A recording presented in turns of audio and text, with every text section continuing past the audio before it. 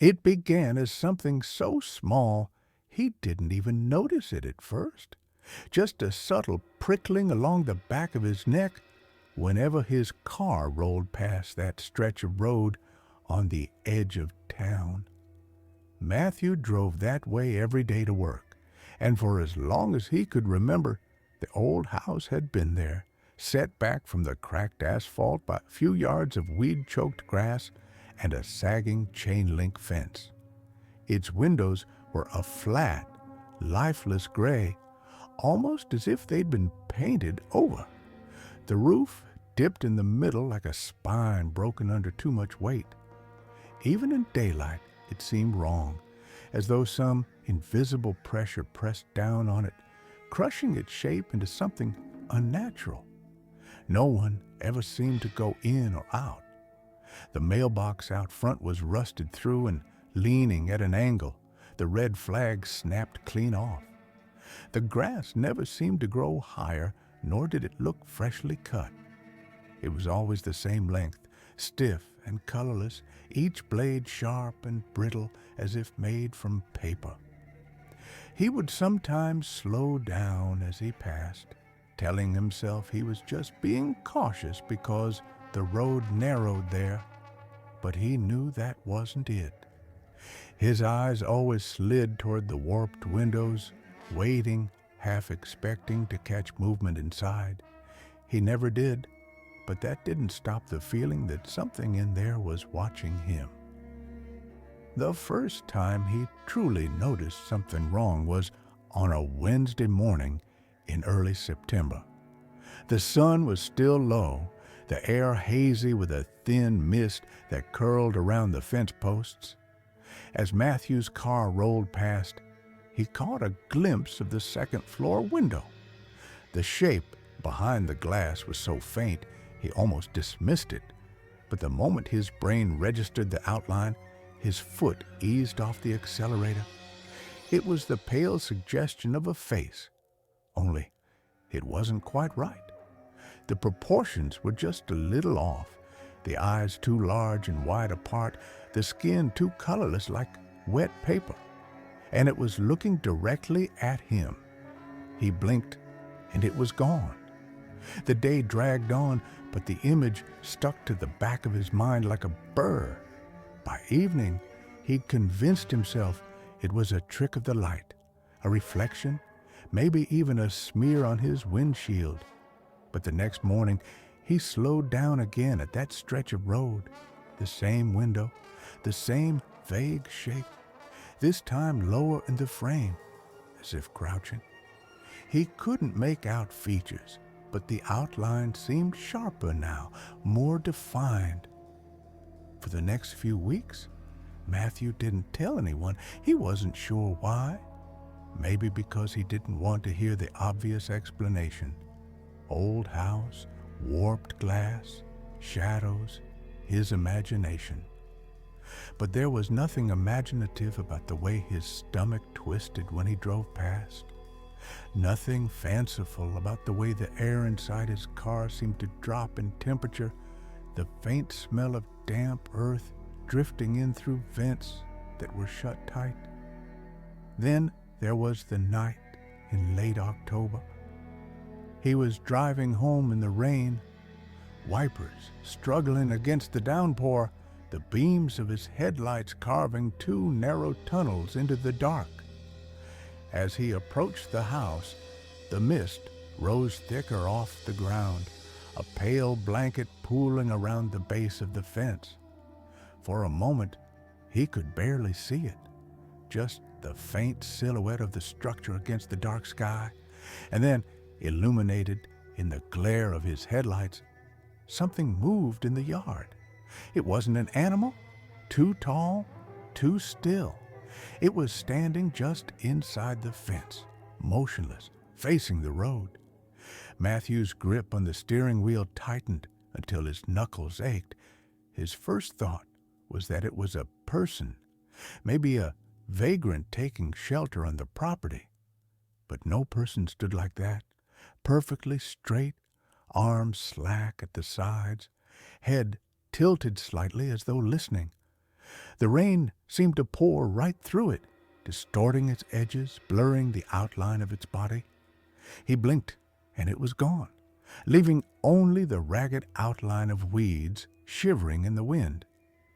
He told himself not to look toward the windows, but he did anyway.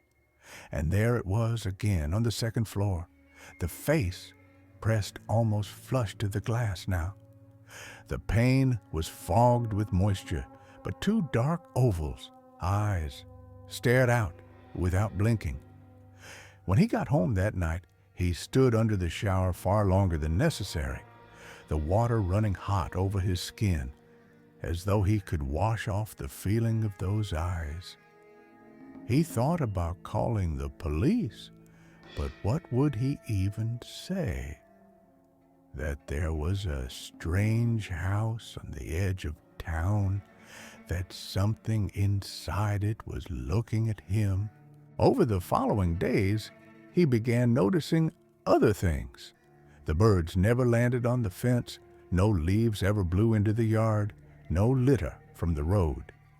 Once, a gust of wind whipped dust and grit across the asphalt, but the moment it reached the property line, it seemed to dissipate into nothing. On mornings when fog clung to the rest of the town, the air above that yard was always clear, too clear, like a gap where the weather refused to touch. Sometimes he thought he heard a faint noise when he passed, a kind of low vibrating hum that buzzed in his teeth and made his head ache. It didn't come from the house itself, but from the air around it, as though the space it occupied was wrong in some invisible way. One morning, traffic forced him to stop directly across from the house. His car idled, engine humming softly. The fence was only a few feet away.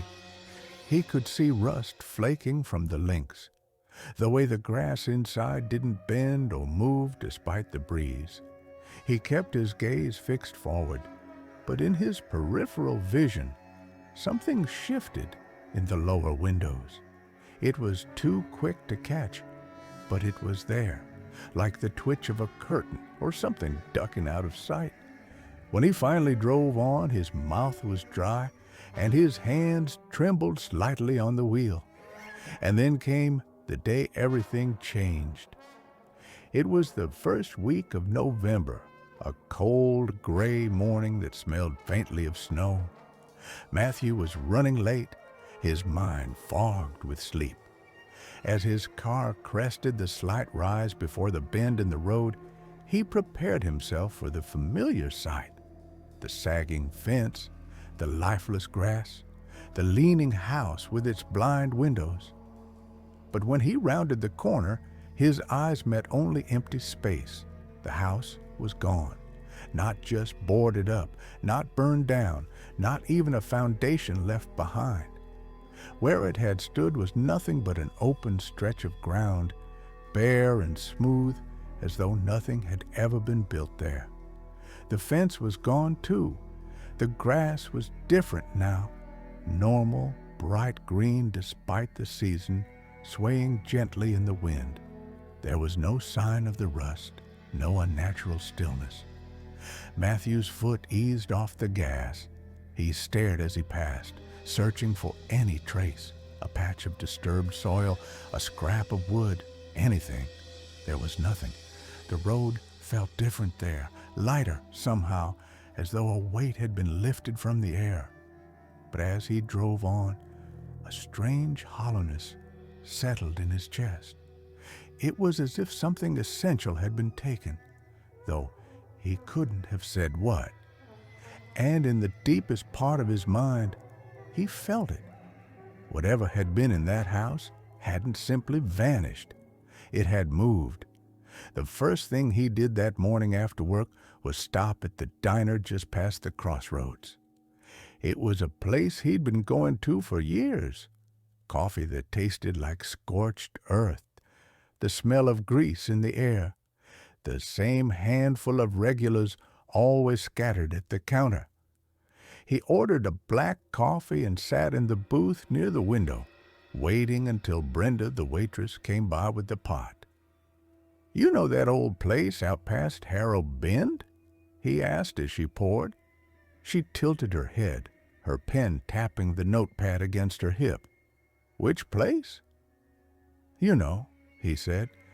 "2 stories, chain-link fence, sagging roof, right before the turn-off to the mill road." Brenda frowned, a line etching deeper between her brows. "Honey, there's nothing out there but fields." He almost laughed, thinking she was joking, but her expression didn't change. "It's been there for years," he said. "I drive past it every day." She shook her head slowly, still looking at him as though waiting for a punchline. "I've been working here 26 years. There's never been a house there." Something cold rippled through his chest. He stirred his coffee, watching the black surface shiver under the spoon. "You're telling me I imagined a whole building?" She gave a little shrug, already turning to top off another customer's mug. "Guess so." He didn't finish the coffee. The taste was suddenly metallic, like he'd bitten his tongue. He left a few bills on the table and walked out into the brittle air, the sound of the bell over the door still jangling behind him. Over the next few days, he brought it up casually to others, co-workers, the guy at the gas station, a neighbor who'd lived in town longer than anyone. The answers were always the same: confusion, polite denial, sometimes a faint edge of irritation, as though he were wasting their time. No one remembered the house, not just no one claimed to have seen it. No one could even picture it when he described it. One evening he drove to the library and dug through old property maps, photographs, tax records. There was nothing. The land past Harrow Bend was listed as unoccupied for decades. Not a single photo showed any structure there, not even a shed. He went home that night with a stack of photocopies and spread them across his kitchen table.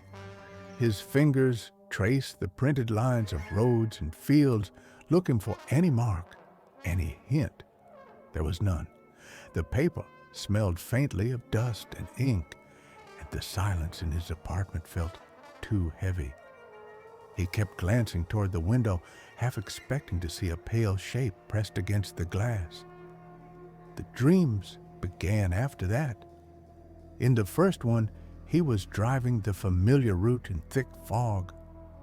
The road seemed to stretch longer than usual, winding into darkness without end. When the house finally appeared through the mist, it was closer to the road than it should have been. The fence was gone. The windows glowed faintly, though no light source was visible inside. He could see movement behind the glass, slow, deliberate shapes, drifting just out of focus. In another dream, he was standing in front of the house at night. The grass was black and wet, curling around his shoes. He could hear breathing from somewhere close, too close, though he couldn't see anyone. The front door was open a crack, and the air spilling out was warm and smelled faintly of rotting fruit. When he tried to step back, his feet wouldn't move. He woke each time with his heart hammering, the sheets twisted around his legs, the taste of damp earth in his mouth. By the second week after the house had vanished, Matthew noticed something else, a change in the way people looked at him. Conversation seemed to pause when he entered a room. Co-workers gave quick smiles but didn't hold his gaze. When he passed people on the street, some would lower their eyes as if avoiding him. It was subtle, but it pressed against his awareness like a bruise he couldn't stop touching. One afternoon, determined to prove to himself that the house had existed, he parked at the bend in the road and walked to the spot where it should have been. The grass there was still too green for November, the soil underfoot soft and cool. He knelt and pressed his hand to the ground. The earth felt hollow somehow, as if there was space beneath it. Then he noticed something odd. A perfect circle in the grass, maybe 3 feet across, where the blades were shorter and slightly yellowed. In the center was a small, dark patch, no bigger than a coin, where nothing grew at all. He touched it. The dirt there was icy cold, far colder than the surrounding ground. A sudden gust of wind whipped past him, rattling the dead leaves in the trees beyond the field. It sounded almost like whispering. He stood quickly, scanning the horizon. Nothing moved. That night, as he was locking up the house before bed, the phone rang. The caller ID was blank, no number, no name. Against his better judgment, he picked up. At first, there was nothing but static, a low, crackling hiss. Then, beneath it, he thought he heard the faintest sound. Breathing. Slow, steady, too even to be natural. It was the same breathing from his dream. He hung up, his hand slick with sweat. From that night on, he began to see movement in places there shouldn't have been any. A shadow sliding along the far wall of his living room when he was alone. A shape in the corner of his vision while he brushed his teeth, vanishing the moment he turned his head. His reflection in the bathroom mirror seemed to lag behind by a fraction of a second, as if it were remembering to move only after he did. The worst was the feeling that followed him outside. When he walked down the street, there was the faint rhythm of footsteps behind him, perfectly matching his own. When he stopped, they stopped. The first few times, he spun around quickly, scanning the empty sidewalk, telling himself it was just his imagination. But deep down, he knew better. One morning, on his way to work, he slowed at the bend without even meaning to. The field stretched out under a pale sky, the wind moving in ripples through the grass. And then, as his car crept forward, he saw it. A dark shape far out in the field, standing utterly still. It was too far to make out details, but he knew it was facing him. When he blinked, it was gone. The rest of the day, he couldn't shake the feeling that something had crossed over when the house vanished.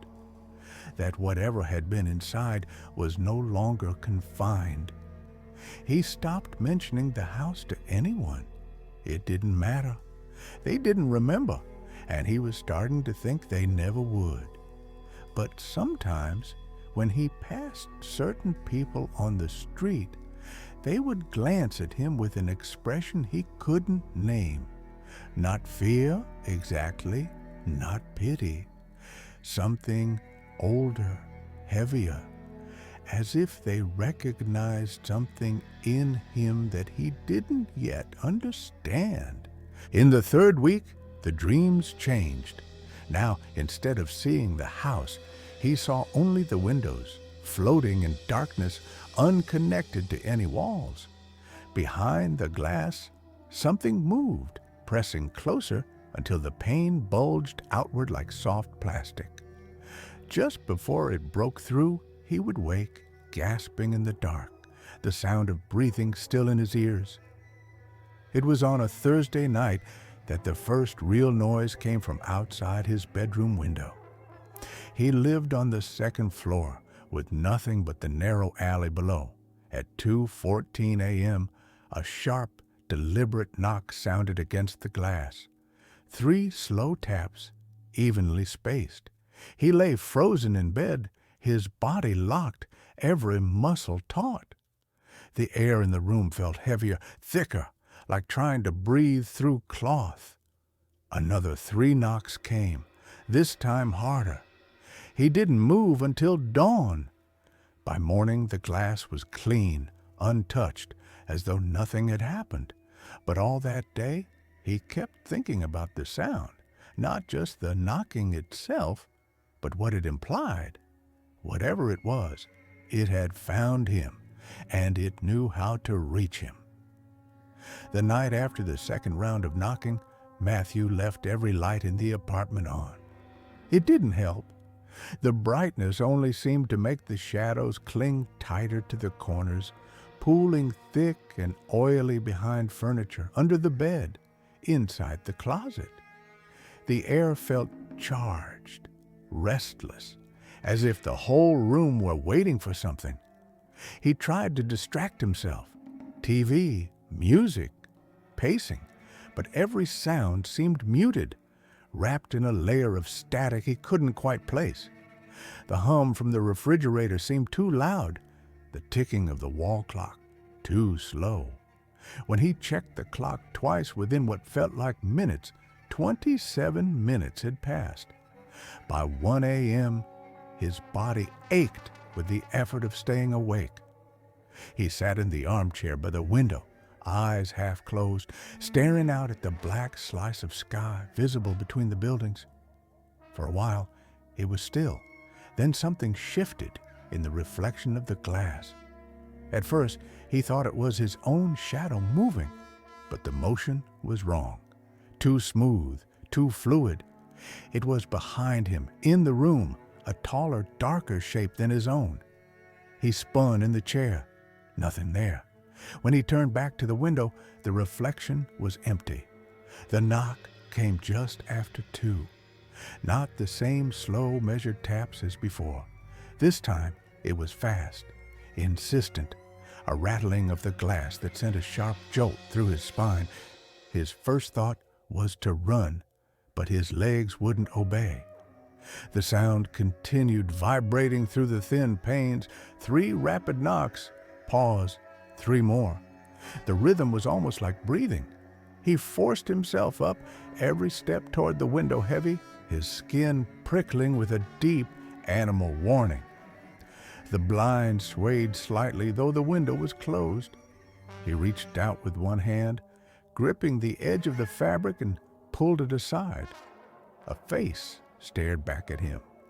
It was pressed so close to the glass the skin seemed to flatten, the features distorting, the eyes far too large and set too wide apart, just like in the first glimpse months ago. But now there was no mistaking it. The pale, wet paper skin, the slick darkness of the eyes, the thin slit of a mouth curved into something almost like a smile. The glass fogged with its breath. He stumbled backward, hitting the edge of the table hard enough to rattle the dishes stacked there. The smile widened. Then, without a sound, the thing began to move, not away from the window, but into it. The surface of the glass seemed to ripple, distorting as though it were made of water. The pale face pushed through until the skin of it brushed the inside air. Matthew bolted for the door, his bare feet slapping against the floor. The hallway was colder than his apartment, the light flickering overhead. The elevator at the far end sat open and waiting, though he was certain he hadn't called it. He didn't take it. He ran for the stairs, the pounding of his footsteps echoing off the walls. Behind him, the knocking had started again, only it wasn't at the window anymore. It was on the hallway walls, following him down, moving faster than he was. By the time he burst through the front door into the night air, his lungs were burning. The street was deserted, the lamps casting pale yellow circles onto the wet pavement. Somewhere far off, siren wailed. He ran without thinking, his feet carrying him toward Harrow Bend. He didn't know why. Maybe because it was the place it all began. Maybe because some part of him thought it would end there. The streets blurred into dark shapes and glistening lines, his breath visible in ragged bursts. When he reached the bend, the field looked different again. The grass was gone. The soil was black and bare, stretching out under a moonless sky, and in the center of the field, where the house had stood, was a hole. It wasn't large, maybe the width of a car, but it was impossibly deep, swallowing all light. The air around it was warmer than the night, carrying that faint, rotting fruit scent from his dreams. He knew, in the kind of certainty that bypasses thought, that the knocking would not stop unless he went closer. His body felt both impossibly heavy and unbearably light as he stepped off the road. The soil gave slightly under his weight, almost spongy, but it didn't cling to his shoes. At the edge of the hole, he looked down. There were no walls, no sides, just a soft, pulsing darkness that seemed to breathe. The sound was faint, but it was there. The same slow inhalation and exhalation he'd heard over the phone behind the glass in his dreams. Something moved in the dark. He stepped back instinctively, but the ground under his heel crumbled like ash. He pitched forward, arms flailing, the black swallowing him whole before he could even cry out. There was no falling, no impact, only the sensation of being pulled through a membrane into someplace warmer, thicker, damp, with unseen moisture. The air clung to his skin like liquid, and the darkness was absolute. He couldn't tell if his eyes were open or closed. A light bloomed ahead of him, not a comforting light, but a thin, pale glow like bone lit from within. As he moved toward it, or as it moved toward him, he saw that it was a window, just one, floating in the dark. Behind the glass, shapes shifted, faces, too many to count, pressed forward until the surface bulged. Some he recognized, Brenda from the diner, the man at the gas station, his neighbor, each pale and distorted, their eyes wide and empty. Their mouths moved in perfect unison, though no sound came through. Then he saw himself among them. His own face stared back, flat and expressionless, the mouth stretching slowly into that same impossible smile. The others stepped back into the dark, leaving only his reflection staring at him through the glass. When the window shattered, there was no sound, just a rush of air and a flood of cold so deep it burned. The darkness closed in from all sides, and the last thing he felt was the press of something smooth and wet wrapping around him, pulling him deeper.